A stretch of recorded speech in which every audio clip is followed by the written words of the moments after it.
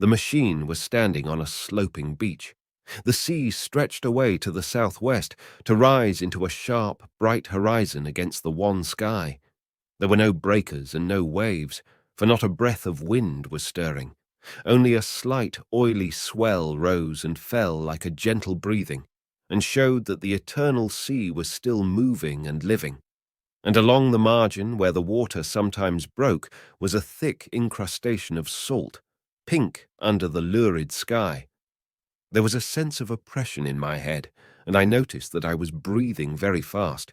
The sensation reminded me of my only experience of mountaineering, and from that I judged the air to be more rarefied than it is now. Far away, up the desolate slope, I heard a harsh scream and saw a thing like a huge white butterfly go slanting and fluttering up into the sky and circling, disappear over some low hillocks beyond. The sound of its voice was so dismal that I shivered and seated myself more firmly upon the machine.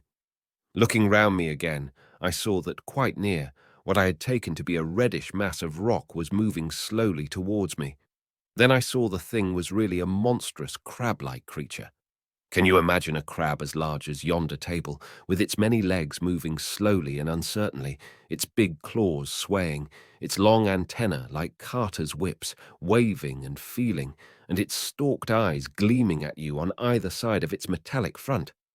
Its back was corrugated and ornamented with ungainly bosses, and a greenish incrustation blotched it here and there. I could see the many pulps of its complicated mouth flickering and feeling as it moved.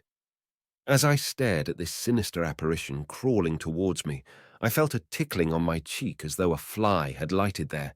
I tried to brush it away with my hand, but in a moment it returned, and almost immediately came another by my ear. I struck at this, and caught something thread-like. It was drawn swiftly out of my hand. With a frightful qualm, I turned, and I saw that I had grasped the antenna of another monster crab that stood just behind me.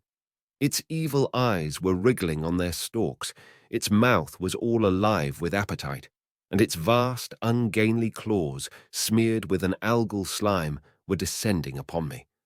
In a moment my hand was on the lever, and I had placed a month between myself and these monsters. But I was still on the same beach, and I saw them distinctly now as soon as I stopped. Dozens of them seemed to be crawling here and there in the sombre light, among the foliated sheets of intense green. I cannot convey the sense of abominable desolation that hung over the world. The red eastern sky, the northward blackness, the salt Dead Sea, the stony beach crawling with these foul, slow-stirring monsters, the uniform, poisonous-looking green of the lichenous plants, the thin air that hurts one's lungs, all contributed to an appalling effect.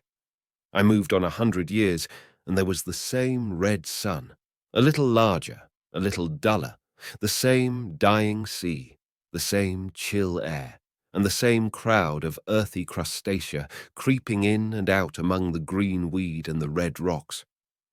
And in the westward sky I saw a curved, pale line like a vast new moon,